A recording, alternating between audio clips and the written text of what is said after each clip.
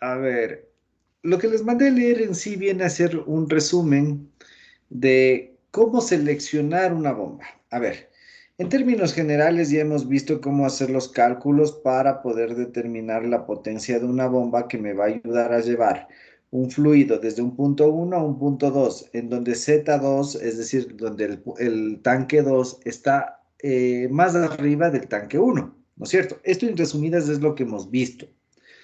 ¿De acuerdo? Entonces, ya que calculamos cuánta potencia necesita esto, ahora lo que vamos a ver es cuáles son los parámetros para poder seleccionar a una bomba. Por cuestiones de tiempo, o bueno, les cuento así algo rapidito. Todo esto que estamos viendo, de hecho, es una materia completa, es muy largo, es muy extenso en esta sección de mecánica de fluidos. Entonces, por cuestiones de tiempo, voy a tratar de simplificarle bastante y siendo concreto lo que más pueda, chicos. Entonces, en ese sentido, vamos a hablar acerca de lo que son las selecciones, la selección de una bomba. Entonces, ya calculamos de esta potencia, pero la bomba, el estilo, el tipo de bomba que se selecciona depende de un montón de factores, ¿ya? Entonces vamos a tratar de ver los más importantes para que de ahí de poco en poco, cuando a ustedes les toque seleccionar una bomba, se les haga mucho más fácil, ¿de acuerdo? Entonces, vuelvo a insistir, acuérdense que nosotros ya determinamos la potencia de la bomba. Ahora nos toca ver cuál es el tipo de bomba, ¿de acuerdo? Para poder seleccionar el tipo de bomba, uno de los factores más importantes son las propiedades del fluido, ¿ya? Y este es un factor bastante determinante. Me refiero a propiedades con respecto específicamente a la viscosidad del fluido. Si tenemos un fluido bastante viscoso, va a ser difícil transportarlo porque tiene una resistencia al movimiento. Entonces, es preferible utilizar un tipo de bombas que ya vamos a ver más adelantito, que son las famosas reciprocantes y esas cosas, ¿ya? Esto primerito. Ahora, hay un segundo punto que es en cambio la capacidad requerida, es decir, el flujo volumétrico que tenemos. Esto también es muy importante en cuanto a la selección de fluidos, pero no tanto como la viscosidad, ya que si bien es cierto, nosotros podemos tener un fluido, digámoslo, con una viscosidad X y ya seleccionamos una bomba centrífuga, por ejemplo,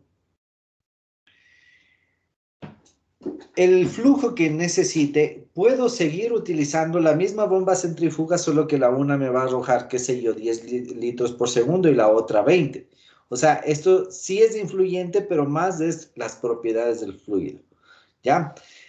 Bueno, en cuanto a condiciones de succión y de descarga, esto ya hemos hablado, son las características que se necesitan antes y después de la bomba. La carga total de la bomba también es un factor importante para poder seleccionar a dicha bomba, pero en sí va a ser el mismo ejemplo del punto 2. Si nosotros tenemos una centrífuga, una bomba centrífuga que escogí como bomba para ser utilizada, y necesito al principio 10 metros de altura de carga y después me aumenta a 15 metros, no hay problema. Puedo seguir utilizando la misma bomba centrífuga, pero con una capacidad mayor. Esto va a ser indiferente. Ahora, obviamente va a haber casos en los cuales ya la centrífuga no me dé la altura que necesito y ahí sí necesito otro tipo de bombas. Pero como ustedes ven, el principal punto aún sigue siendo esto, la naturaleza del líquido a bombear, específicamente de la viscosidad.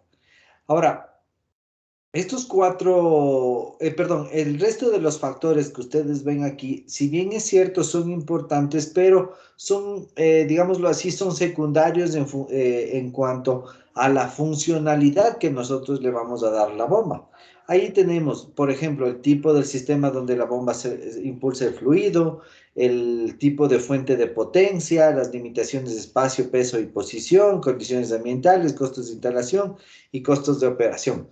En definitiva, como ustedes ven, los 5 primeros serían los factores más importantes y dentro de estos 5 primeros, la viscosidad o la naturaleza del fluido viene a ser el más relevante. Bueno, esto ya lo han de haber leído. Vamos específicamente acá. Nosotros vamos a tener dos tipos de bombas, chicos. Vamos a tener bombas de desplazamiento positivo y bombas dinámicas. Esta es la clasificación general de las bombas. Se entiende como desplazamiento positivo. A ver, aquellas bombas que hacen esto. Tenemos el fluido y nosotros le generamos un desplazamiento en el mismo sentido de donde se están moviendo las partes móviles de la bomba. Mientras que las dinámicas no va a ser un movimiento así. Por ejemplo, la dinámica, ¿qué es lo que hace? La dinámica gira y ahí proporciona el impulso que necesita el flujo. Esa vendría a ser la diferencia, ¿no? Dentro de las bombas de desplazamiento positivo, nosotros podemos tener las bombas reciprocantes, que son bombas a su vez se dividen en bombas de pistón y bombas de diafragma. Lo particular de estas bombas de diafragma son que no necesitan potencia o energía eléctrica para funcionar. Estas más bien lo que necesitan es aire comprimido para poder funcionar. Son bombas que se utilizan principalmente en sitios o en operaciones donde no tenemos asequibilidad para conexiones eléctricas. Es un buen punto para poder ser utilizadas.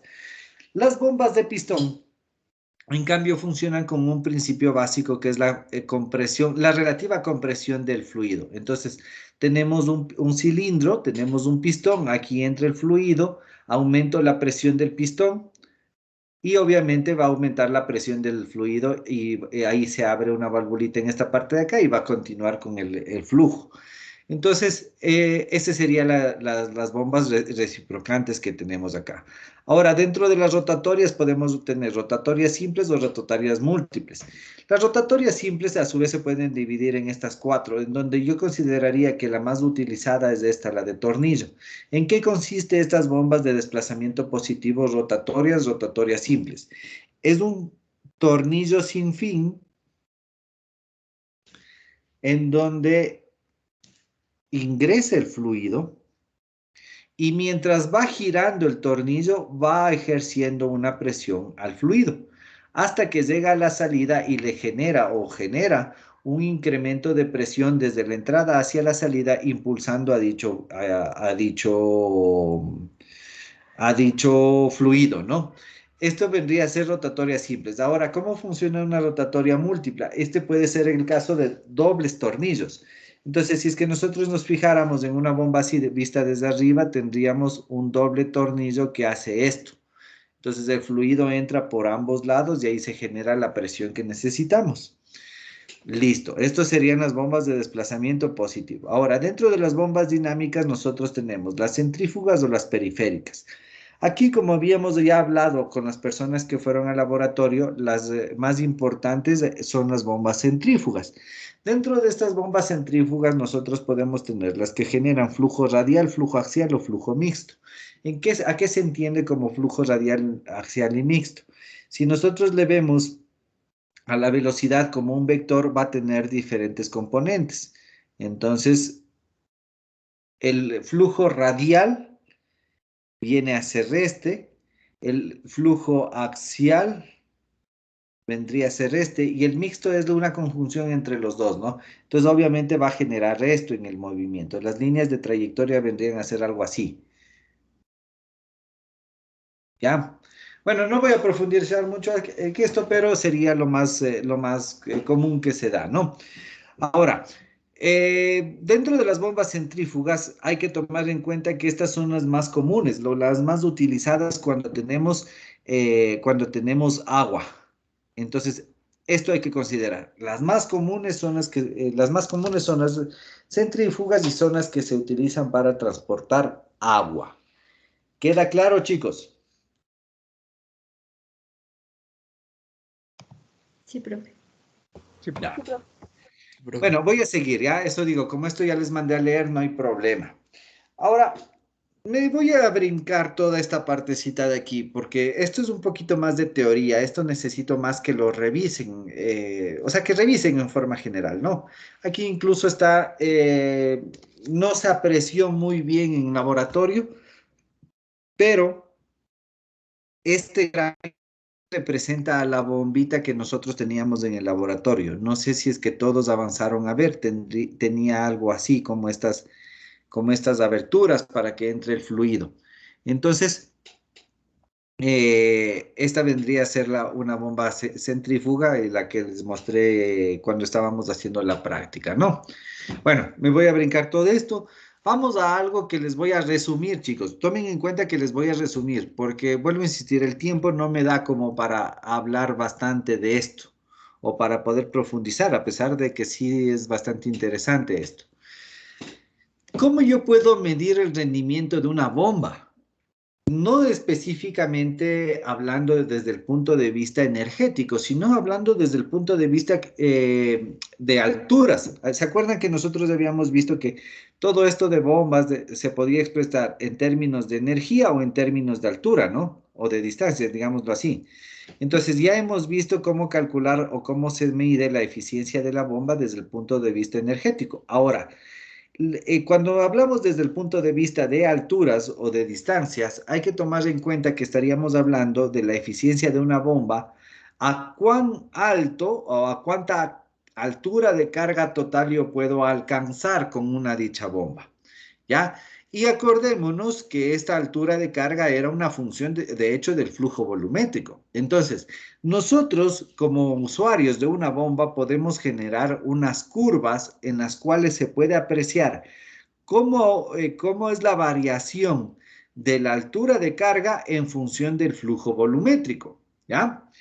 ¿Para qué me sirve? Me sirve para saber si es que yo manejo un flujo volumétrico pequeño, cuánto es la altura de carga que alcanzaré. O si es que yo tengo un flujo mayor, cuánto de altura de carga alcanzaré.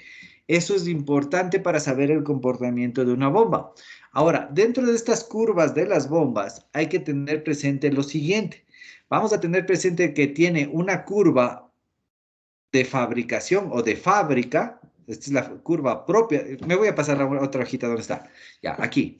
Entonces, nosotros vamos a tener varias gráficas que podemos hacer en función, por ejemplo, de la carga versus la capacidad de la bomba, o en su defecto, de la capacidad de la bomba versus la eficiencia, la carga y la potencia. Entonces, lo que quería, al punto que quería llegar hace un ratito, es que estas bombas, bueno, ¿cómo se llama? Estas curvas ya vienen dadas desde el fabricante. Hay una curva que se llama la curva de la bomba como tal o la curva de rendimiento de la bomba, ¿ya?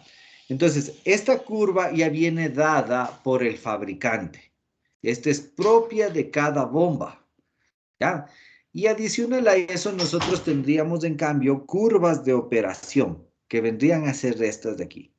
Esta es, por ejemplo, si es que tenemos todas las válvulas abiertas, todas las válvulas cerradas, o si es que manejamos un flujo o un flujo 2, qué sé yo, hay varias formas, ¿no? Pero el asunto es que quiero que entiendan lo siguiente. Estas curvas de las bombas me ayuda a entender o a conocer el punto de operación de una bomba, ¿ya? ¿A qué se refiere? Las curvas lo que hacen es indicarme cuál es el mínimo o el máximo de flujo, es decir, de caudal, que yo puedo alcanzar con una altura de carga específica. ¿Qué es lo que sucede si es que yo me paso de ese flujo? Obviamente la altura de carga ya no va a ser la misma y de hecho va a empezar a disminuir. ¿O qué pasa si es que, por ejemplo, yo quiero alcanzar una altura de carga y el caudal que yo necesito no es el mismo de la curva de operación? Las bombas, perdón, las curvas de las bombas me ayuda a ver justamente estas inquietudes que les acabo de decir. ¿Queda claro, chicos? Por lo menos la idea básica. ¿Queda claro?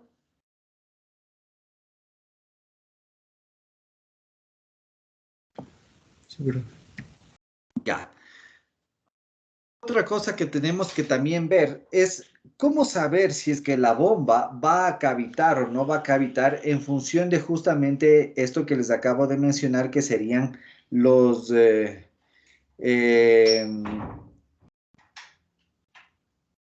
los que nos pidieron, a ver, perdón, ¿cómo saber si es que va a cavitar a las condiciones de bombeo que nosotros estamos estableciendo?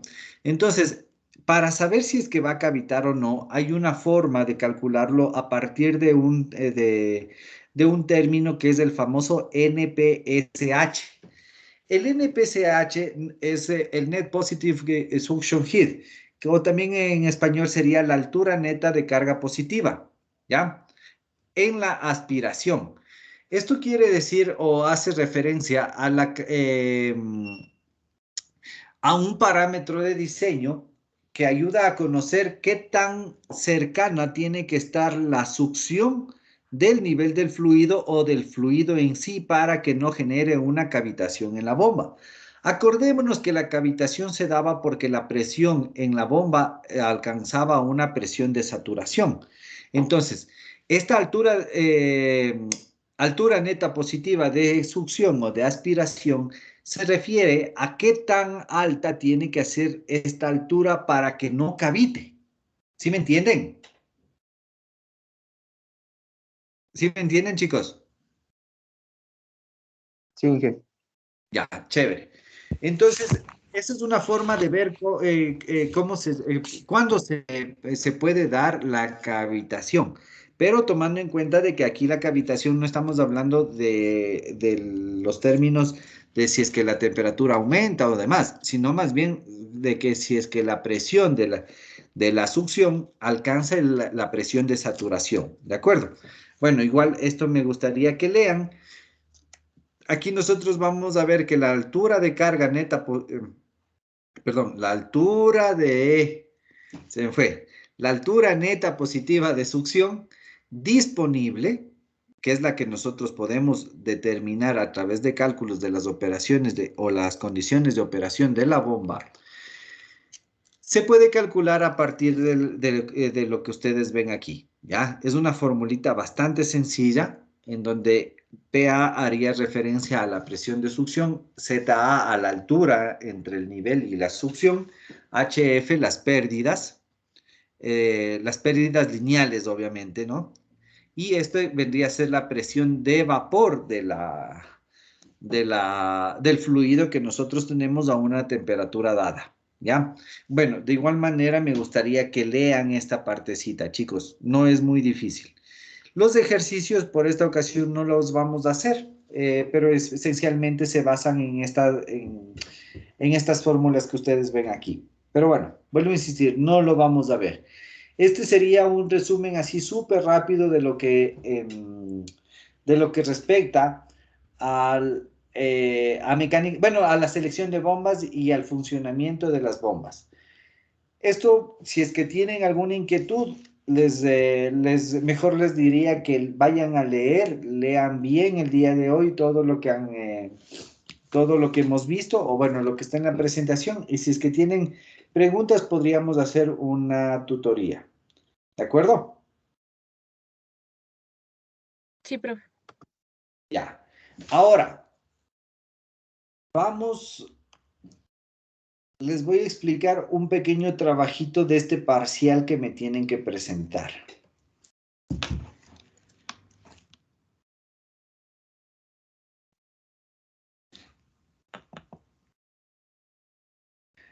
Creo que todavía no les termino de calificar. Sí, de hecho todavía no termino de calificar.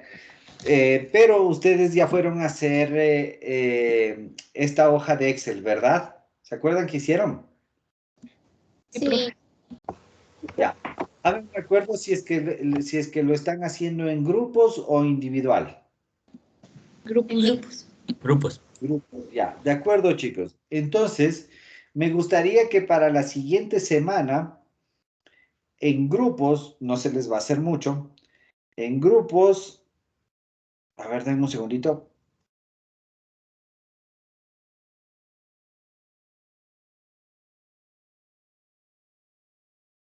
Ya suspenden el retorno a clases, vean. ¿Sí vieron? Sí, profe. Sí, así dicen. Sí, profe. Mejor. Ya nada. Les va a tocar seguir encerrados en la casa, hombres.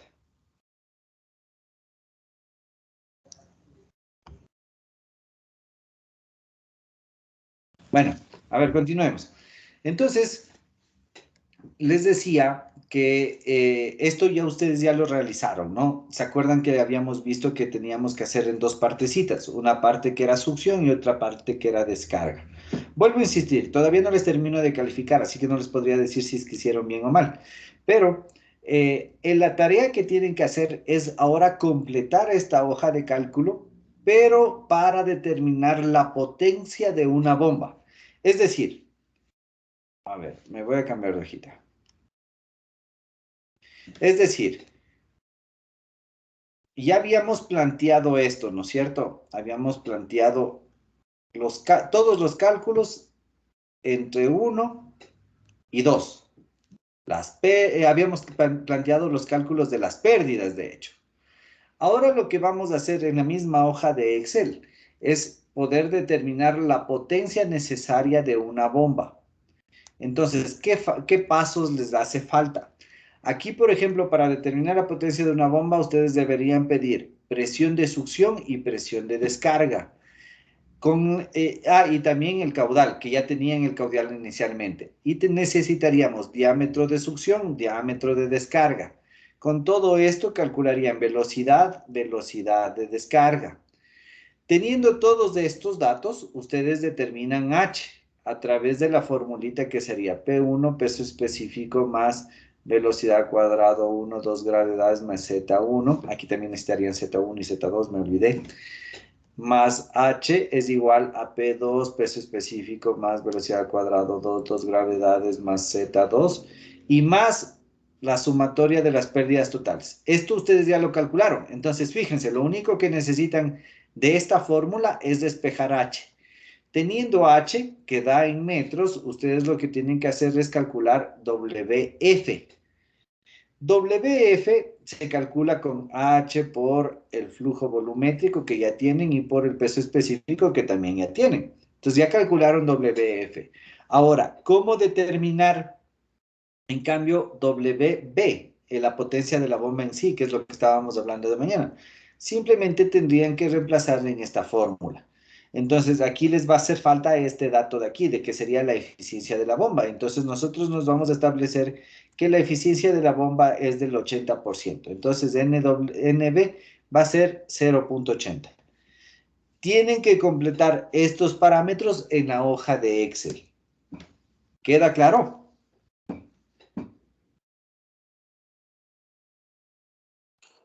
Profe, exactamente qué es lo que vamos a ponerle al trabajo. Es que no. Van a calcular la potencia de la bomba.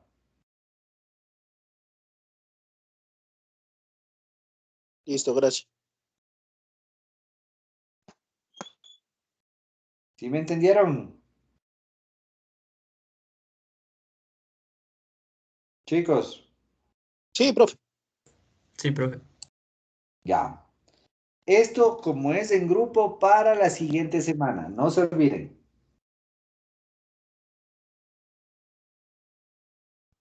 Ya, profe. Ya. Y el día de hoy, en cambio, a ver, y en cambio, el día de hoy vamos a comenzar con la otra unidad dentro de lo que es los capítulos de fenómenos de transporte, que es en sí la transferencia de calor. Entonces, aquí en su aula virtual ustedes ya tienen activados esto que dice la transferencia de calor. Les recomendaría que vengan leyendo todo lo que es de introducción y conceptos básicos, que esto, al menos las personas que recibieron balance de energía conmigo, esto ya lo vimos bastante. Lo que vamos a ver, lo que vamos a ver hoy es específicamente ya un poquito de transferencia de calor. Entonces, comencemos, chicos. A ver.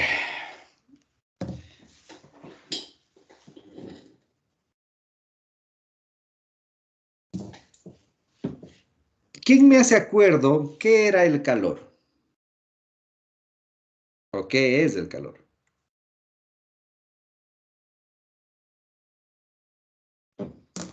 0.25 al que me dice. Una energía, profe. Es la energía por el Exacto. aumento de la temperatura. Ya, Algo una que no. energía, ¿qué tipo de energía? Pero bien, denme un concepto bueno. Es la energía que transita o recorre una frontera de termodinámica. Ya, muy bien. Diana creo que eras, ¿no es cierto? Sí, profe. Se me perdió el lápiz, denme un segundo. Vale, se me dañó la tablet. Están de suerte. Denme un segundito, chicos.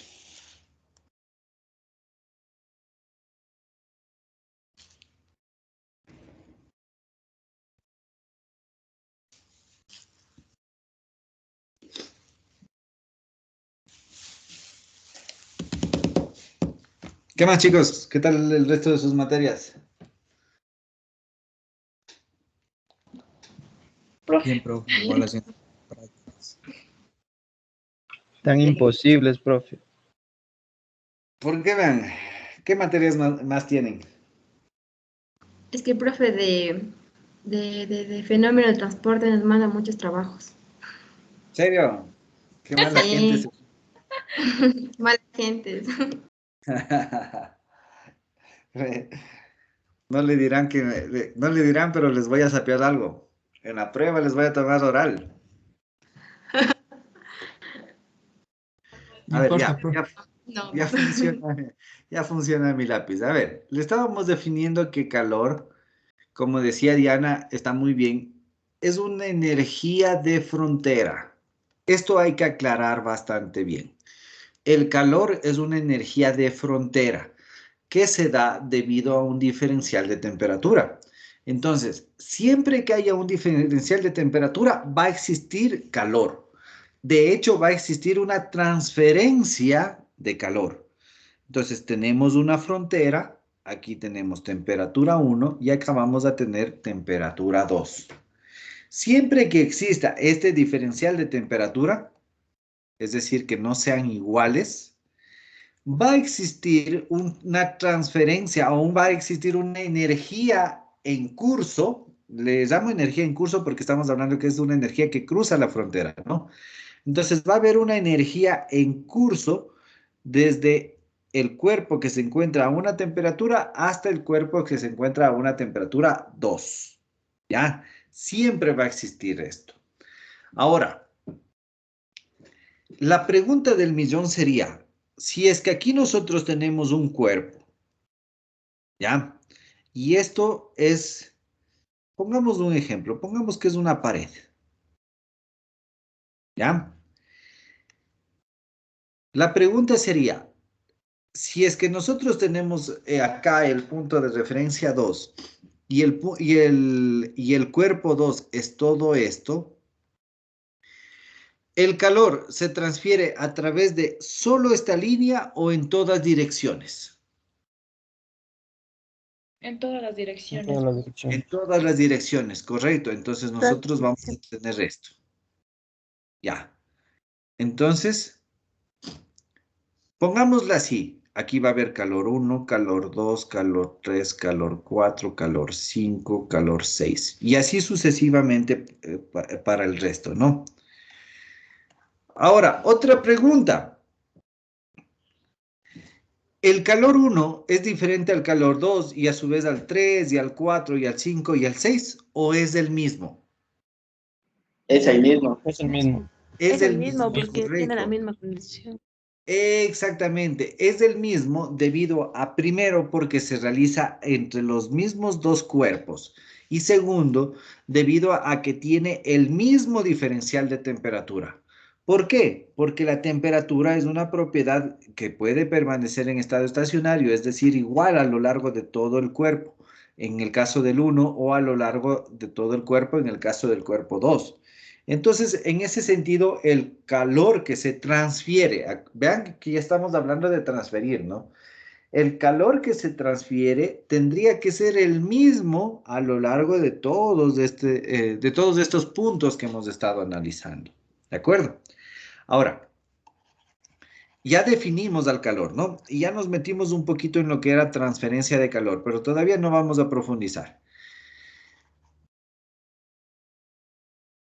Dentro de lo que era el calor, habíamos visto que en sí, nosotros de acuerdo a la energía, al tipo de energía que está generándose con este calor, podíamos tener, digámoslo así, dos tipos de calor. Un calor sensible y un calor latente. ¿Quién me dice que era el calor sensible? La energía necesaria para elevar la temperatura. Correcto, es decir, el calor sensible me ayuda a generar una variación de temperatura. ¿Ya? Esta variación de temperatura puede ser positiva o puede ser negativa. Positiva cuando estoy calentando o negativa cuando estoy enfriando, ¿no? Ya. Entonces, cuando estamos hablando de calor sensible, ¿de qué propiedad depende este calor sensible? ¿De qué propiedad de las sustancias depende? De la energía interna. Del estado. No, ¿de qué otra propiedad? ¿Perdón? De la entalpía. No, De la entalpía. Capacidad calorífica. de la capacidad calorífica, correcto. De hecho, acuérdense que la formulita al inicio habíamos definido que el calor es directamente proporcional. A ver, perdón, escribe mal. Acuérdense que habíamos definido que el calor es directamente proporcional al diferencial de temperatura. ¿Cómo le hacíamos fórmula a esto? Introduciendo una constante. Esta constante era la capacidad calorífica, ¿no? ¿Qué era esta capacidad calorífica? ¿Quién se acuerda?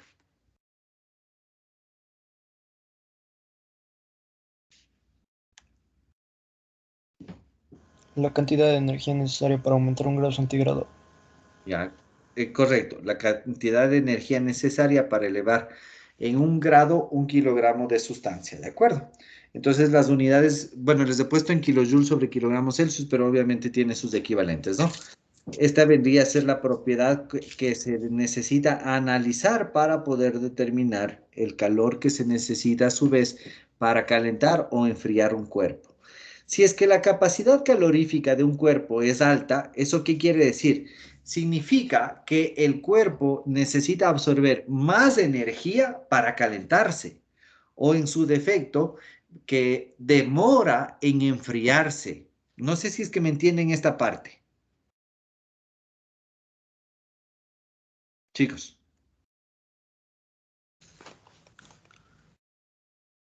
¿Me entendieron? Repetir. ¿Puede repetir esa parte, Inge? Claro, a ver. Vamos a analizar cómo funciona esta capacidad calorífica, ya. Entonces, pongamos un ejemplo. Tenemos un escenario 1 en el cual tenemos una sustancia de una capacidad calorífica de 1 caloría por gramo por grado Celsius. Y un ejemplo 2 o un cuerpo 2 que tiene de 0.5 calorías. A ver, tomando en cuenta que estamos calentando. A ver, vamos a considerar que estamos calentando. ¿Qué significaría o cuál sería la diferencia entre el cuerpo 1 y el cuerpo 2? Significaría que el cuerpo 1 va a tardarse más o va a necesitar más energía para calentarse. ¿Ya? Este necesita más energía para calentarse. Mientras que si nosotros tenemos una sustancia o un cuerpo con una capacidad calorífica menor, significa que va a necesitar menos energía para calentarse. Ahora, ¿qué significa en cambio si estamos hablando del proceso inverso, de enfriamiento?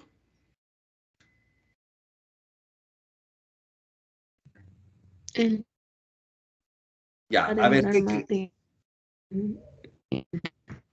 exactamente, este va en cambio a demorarse más en enfriarse, mientras que este se demora menos rápido. ¿Por qué? Porque es más fácil que el cuerpo ceda ese calor. Creo que sí me hago entender, ¿verdad? Sí, profe. ¿Ya? Entonces, ese concepto necesito que se acuerden para más adelantito.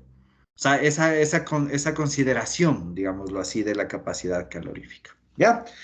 Eso en cuanto al calor latente, perdón, al calor sensible. Ahora hablemos del calor latente. ¿El calor latente para qué era o qué era la energía latente? Por el paso de estado. Para cambiar el estado de relación. Entonces, esto es un cambio de estado. Este cambio de estado, para determinar la variación de la energía, para este cambio de estado, habíamos visto que existía una propiedad que le habíamos llamado como entalpía de cambio de estado.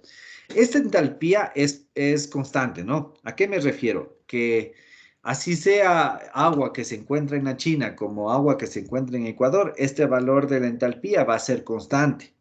¿ya? Entonces, esta entalpía existe, entalpía de evaporación y entalpía de, ¿cómo se llama el otro? Evaporación y de fusión. Listo, estos dos valores. Y también habíamos visto que sus opuestos, en cambio, son el mismo valor numérico, pero con signo contrario. Este sería solidificación. ¿Ya? Esto ya hablamos, ya conversamos algunas veces, ¿sí? Entonces, esto necesito que se acuerden y es un resumen así bastante rápido en cuanto a lo que es el fundamento teórico del calor, ¿no? Ahora, solamente como refuerzo, acordémonos que existen propiedades termodinámicas que me van a ayudar a medir el calor, por ejemplo, la energía interna, que habíamos definido que la energía interna era la sumatoria de, de las energías cinéticas a nivel molecular, entendiéndose como energía cinética a nivel molecular, por ejemplo, la traslación molecular, la rotación, la traslación, la vibración, el movimiento de los espines, etc. Entonces, la suma de todas esas energías cinéticas viene a ser la energía interna. Y la entalpía que habíamos definido como la energía interna por la presión por la variación del volumen. Energía interna más la presión por la variación del volumen. Que esto, en otras palabras, viene a ser la cantidad de energía que contiene o que tiene una sustancia que puede ceder o que puede absorber, ¿no? La energía total, en otras palabras. Bueno, dentro de lo que es la capacidad calorífica, se me había pasado que hay que considerar que la capacidad calorífica es diferente para los sólidos, para los líquidos y para los gases. En el caso de los gases, nosotros podemos tener capacidad calorífica o calor específico a volumen constante y a presión constante. ¿Dónde está? Aquí está. A presión constante o a volumen constante. ¿Sí queda claro, chicos? Esto sí vimos. Me acuerdo clarito que esto con ustedes vimos. ¿Sí queda claro?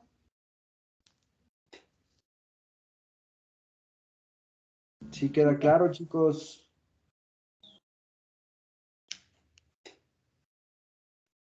¿Sí o no?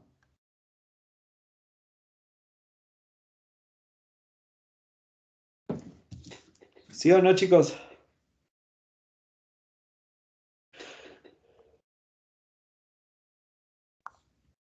¿Aló? No, Inge, yo no le entendí esa parte, no sé si puede repetir. ¿Cuál era? ¿Me haces de acuerdo, por favor? ¿Qué parte específicamente? Esa parte de la CP no alcancé a copiar, ¿qué era? CP es la capacidad calorífica a volumen constante. Ya, gracias. CP no es la presión. A presión constante y a volumen constante. Sí, perdón. No sé qué les dije.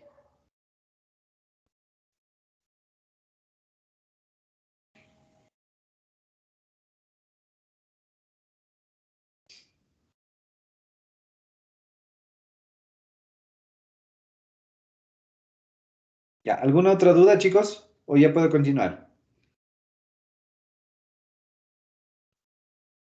Continúe, profe. Ya. Entonces, estamos hablando de la capacidad calorífica, ¿no? O calor específico también significa. A presión constante y a volumen constante cuando son gases. Cuando tenemos gases. Entonces, hay que aclarar que la capacidad calorífica en sí es una función de la temperatura. Siempre hemos dicho esto, que es una función de la temperatura. Entonces, cuando nosotros tenemos un proceso de calentamiento o enfriamiento, por lo general, escuchadme bien, por lo general, estos procesos se llevan a cabo a presión constante. ¿Ya? Por lo general se llevan a presión constante. ¿Eso qué significa? Si nosotros analizamos a través de la primera ley de la termodinámica, vamos a tener esta ecuacióncita. ¿Qué significa que sea presión constante? Significa que aquí el término del trabajo se descompone en P por delta V es igual a du.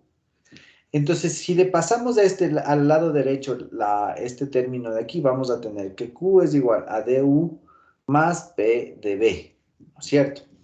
Ahora, fíjense esta fórmula de aquí. ¿Qué era U más P de V?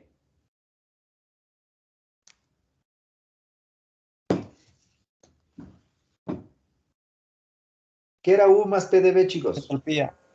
La entalpía. La entalpía, correcto. Entonces, tomen en cuenta que cuando tenemos un proceso de calentamiento o enfriamiento a presión constante, el calor va a ser igual a la variación de la entalpía. Ahora, si es que este calor es un calor sensible, es decir, donde no existe cambio de fase, nosotros podemos decir que va a ser igual a Cp por delta T y esto es igual a dH. ¿Ya? Si se fijan, ¿qué es lo que hice? Reemplacé la fórmula del calor, calor sensible, ¿no? Entonces, si despejamos, bueno, no despejamos, dejémoslo así. Si nos fijamos, entonces, ¿qué es lo que me está diciendo? Me está diciendo que la cantidad de energía total de un sistema, es decir, la variación de la energía, de la entalpía, se puede determinar a partir de las capacidades caloríficas por la variación de la temperatura, cuando tenemos un proceso a presión constante. ¿Ya? O en otras palabras, si es que yo quiero determinar las entalpías, lo puedo hacer a partir del Cp. O si es que yo quiero calcular el calor que necesita una cierta sustancia para calentarse o enfriarse, yo lo puedo hacer a través de sus entalpías. Cualquiera de las dos consideraciones es válida. Ahora, lo mismo podemos analizar cuando tenemos un proceso de calentamiento a... Bueno, de ganas les voy a confundir. Más bien quedémonos hasta ahí. ¿Sí queda claro, chicos? Sí, profe. Ya, hagamos un ejemplo sencillo, ¿ya? Trabajemos con agua, ¿ya? Entonces, yo tengo un flujo de agua que entra en 1 y que sale en 2, el cual voy a calentar. Entonces, aquí nosotros tenemos Q, ¿ya? La temperatura inicial de 1 son 25 Celsius y la temperatura final en 2 son 35 Celsius. Entonces, la pregunta es, ¿cuánto calor necesita un flujo de 1 kilogramo por segundo para calentarse de 25 a 35 Celsius? Entonces, si nosotros hacemos el balance de energía aquí, vamos a ver qué nos queda. Energía que acompaña el flujo en 1 más calor es igual a la energía que acompaña el flujo en 2. Ya sabemos que esta energía es igual a la entalpía. Esto ya les he explicado varias veces, ¿no? Entonces nos queda esto. Entonces aquí fíjense qué es lo que ocurre, que Q es igual a delta H. Pero de acuerdo a esta definición, nosotros también podríamos reemplazar y decir que este Q se puede calcular como Cp por delta T. ¿Sí lo ven? Sí, profe. Ya. Ahora, la pregunta del millón sería, ¿cuándo utilizar entalpías y cuándo utilizar las capacidades caloríficas? Sencillo. Depende de qué datos tengamos. Si es que, por ejemplo, estamos trabajando con agua y sabemos que las tablas de agua, o tenemos las tablas de agua, tranquilamente podríamos utilizar las entalpías. O si es que en su defecto no tenemos las tablas, pero tenemos la capacidad calorífica, trabajamos con este término de acá. Adicional a esto, se suele recomendar más bien trabajar con la entalpía. ¿Debido a qué? Debido a que si es que nosotros nos acordamos la fórmula del calor en sí es de esto de aquí. Para resolver tendríamos que integrar entre 1 y 2. Pero si nosotros conocemos que la capacidad calorífica es una función de la temperatura, aquí se nos complica. Y teníamos dos formas de resolverlo, no sé si se acuerdan. La forma más fácil es considerar que esto es constante. Entonces ahí sí sale de la integral y me queda esto. pero esa consideración que es constante no está bien. Entonces ahí se va a implicar un cierto margen de error, ¿no? Entonces, en forma general, siempre en función de las entalpías. Si ya no tengo entalpías, ahí sí en función de la capacidad calorífica, pero tomando en cuenta que este cálculo infringe en un cierto porcentaje de error. ¿Queda claro?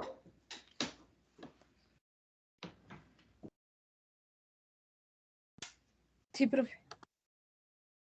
Bueno, esto es algo introductorio que necesitaba plantearles, o bueno, que necesitaba ver.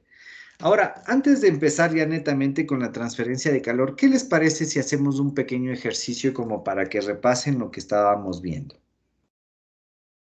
No tengo preparado, así que le vamos a hacer, les voy dictando, mejor dicho. O hagamos el mismo ejemplo de lo que teníamos anteriormente. Queremos calentar agua desde 25 hasta 35 Celsius, ¿ya? Y me pide calcular cuánto es el calor. Entonces, en definitiva, nosotros tenemos dos alternativas, ¿no? Calcularlo a partir de Cp delta T o calcularlo a partir de Q es igual a H, a la variación de las entalpías, ¿no? Ahora, aquí nosotros, o les acabé de decir que por lo general los calentamientos o enfriamientos se llevaban a cabo a presión constante. Entonces consideremos que la presión es de una atmósfera, ¿ya? O lo mismo, 101.325 kilopascales. Entonces, resolvamos por el método A, por este método de acá. ¿Cuál es la capacidad calorífica a presión constante del agua? ¿Quién me puede decir? O simplemente C, porque acuérdense que aquí cuando eran líquidos teníamos simplemente la C. ¿Cuál era el calor específico de C?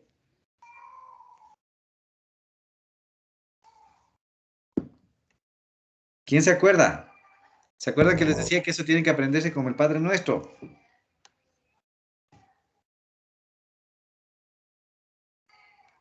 No eran las propiedades A más B más C.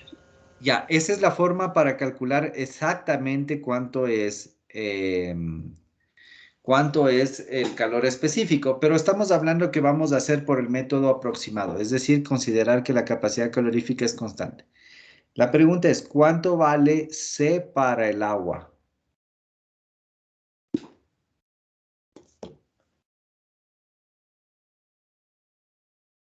Una caloría por gramos por centígrado.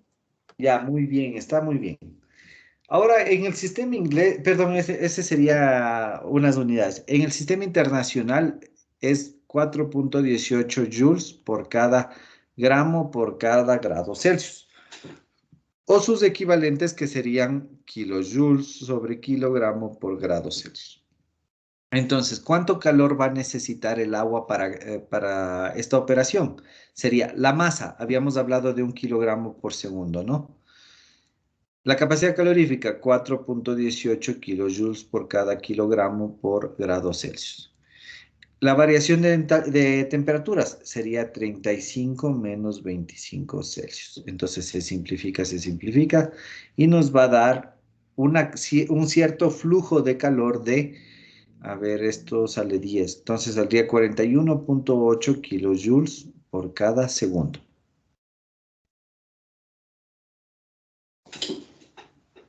¿Todos claros?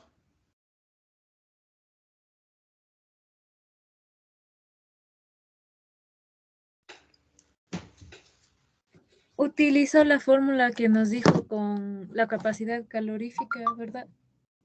Sí, sí, sí. ¿Y el 1 kilogramo por segundo representa el flujo o qué? Sí, es el flujo. Exactamente es el flujo. Ya, profe. Ya. Listo, acordaránse, entonces nos dio 41.8 kilojoules por cada segundo, ¿no? Acordaránse de esto. Ahora, vamos a ver cómo podríamos determinar esto. La formulita nos quedaría H2 menos H1. La pregunta del millón sería cómo calcular H2 y cómo calcular H1. Para calcular H2 y H1 deberíamos utilizar las tablas, ¿no? Entonces, H2 viene a ser la entalpía del agua medida a la temperatura de 35 Celsius y una atmósfera de presión. En cambio, la entalpía 1 sería la entalpía del agua medida a 25 Celsius y una atmósfera de presión. Entonces, estos valores deberíamos buscarlos en tablas. Esto, si es que ustedes no se acuerdan, ya lo teníamos de hecho, o bueno, ya teníamos tabulado en el libro de Sengel, ¿no? En las tablitas que se encuentran aquí, ¿ya? Entonces, como nos está dando la temperatura, nosotros debemos buscar la entalpía. A ver, aquí tenemos a 25. Denme anotando, por favor, chicos. La entalpía es 104.83. Y a 35 sale 146.64. Entonces, la respuesta para el mismo ejercicio, déjenme agua acá. Voy a escribir nuevamente, ¿no? A ver, H2 vendría a ser a la entalpía del agua medida a 35 Celsius. ¿Qué nos dio? 146.64. Y la entalpía 1 sería la entalpía medida a 25 Celsius, que nos dio 104.83. Entonces, Q es igual a 1 kilogramo sobre segundo que multiplica 146.64 menos 104.83. Esto expresado en kilojoules por cada kilogramo, porque así vienen las tablas. Se va y nos quedaría una respuesta de 41.81 kilojoules por cada segundo. Si ustedes se fijan, viene a ser prácticamente el mismo. ¿Queda claro, chicos?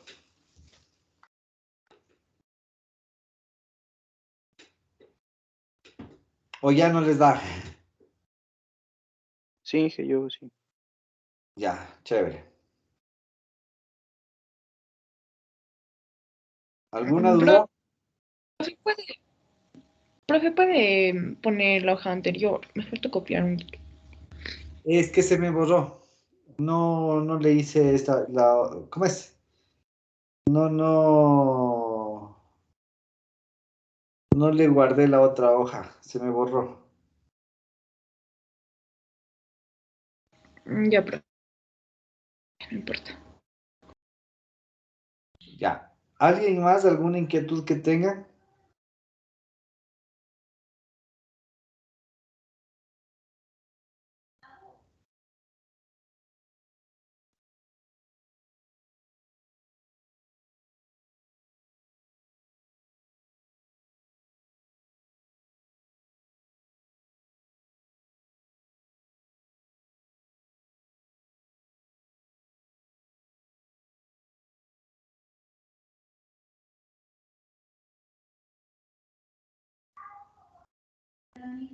¿Alguna duda, chicos?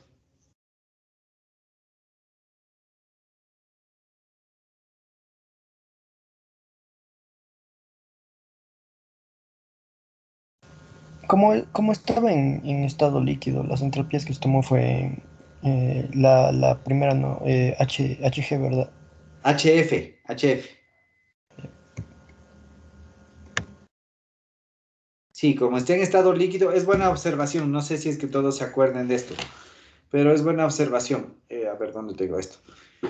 Como está en estado líquido, como es agua líquida, tomamos la entalpía de líquido saturado, es decir, de este HF. Por eso tomé el dato de 146.64 y 104.83. ¿De acuerdo? Ya, Inge, gracias. Ya. Antes de olvidarme y aprovechando tu consideración, veamos una cosa, o mejor dicho, una recomendación.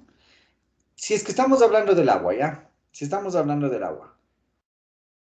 Antes de entre 0 y 100, por lo general, escúchenme bien, por lo general, el error que se infringe al decir que la capacidad calorífica es una capacidad calorífica promedio es mínimo, es poco. Pero el momento que se pasa de los 100 Celsius, es decir, que se pasa del cambio de fase, aquí esto ya no se puede considerar. O sea, ya no se puede tomar en cuenta cuando ya pasamos de los 100 Celsius. Entonces, cuando trabajamos ya con cambio de fase, aquí es preferible trabajar con H2 y H1, ya no con las capacidades caloríficas, ¿de acuerdo? Les estoy poniendo de ejemplo el agua porque es fácil ver el punto de evaporación, ¿no? Pero hay que considerar en otras sustancias más bien siempre utilizar con las entalpías, siempre y cuando tengamos estos datos. ¿Queda claro?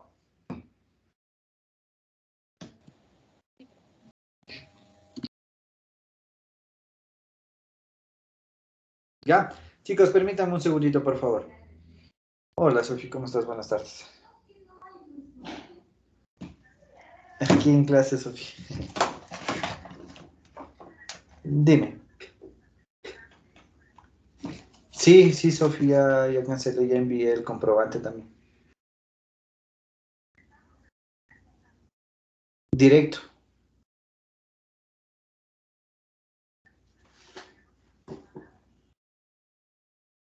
Ah, sí, es preferible hacerlo directo porque algo decía que las transferencias se complicaban así. Ajá, Sofía. Ya, ya, Sofía. Ya que pases bien. Chao. Ya. Listo, chicos. Entonces, ¿tienen alguna inquietud?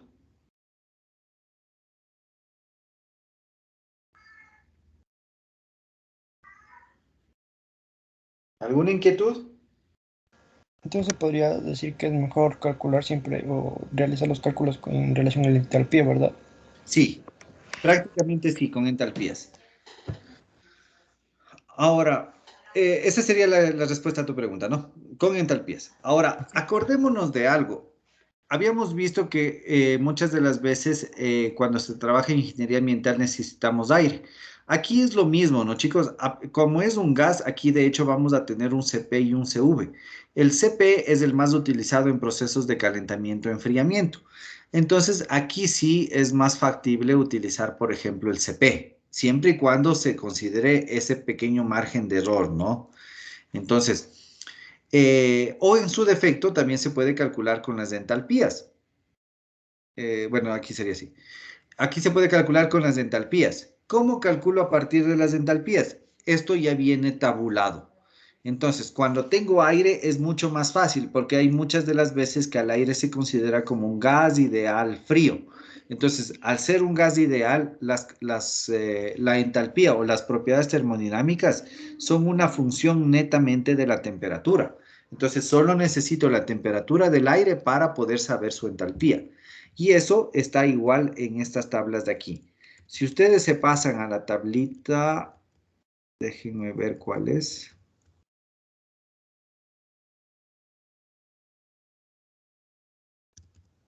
Ya, a la tablita 17, fíjense, solo tenemos la entrada de la temperatura y ya podemos determinar la entalpía, la energía interna o la entropía.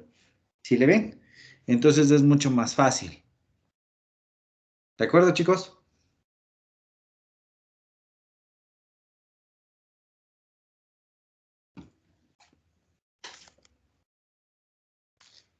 ¿De acuerdo? Sí. Sí, Inge. Ya, Sí. perfecto. Entonces, no, en teoría, o sea, la parte de teoría nos vamos a quedar ahí. Sin embargo, me gustaría que hagan ejercicios. Les voy a pasar, les voy a escribir este ratito en el grupo de, perdón, en el chat de aquí del Teams. Les voy a escribir dos ejercicios. Esos dos ejercicios quiero que resuelvan. Y si es que tienen inquietudes, lo desarrollamos el día jueves, ¿de acuerdo? Ya, profe.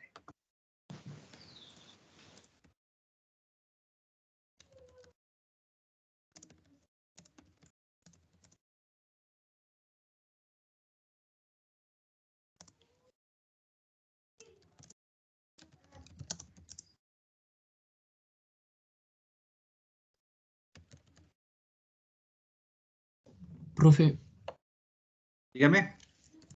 profe, en sí, ¿desde dónde sería el segundo parcial? El segundo parcial viene desde cálculo de potencia Ya, de una profe, bomba. ya. Ajá. Entonces les acabo de enviar el primer ejercicio. Me dice calcular el calor necesario para elevar la temperatura de un flujo de 3 kilogramos por segundo de aire desde una temperatura de 25 Celsius hasta 105 Celsius. Y el segundo es,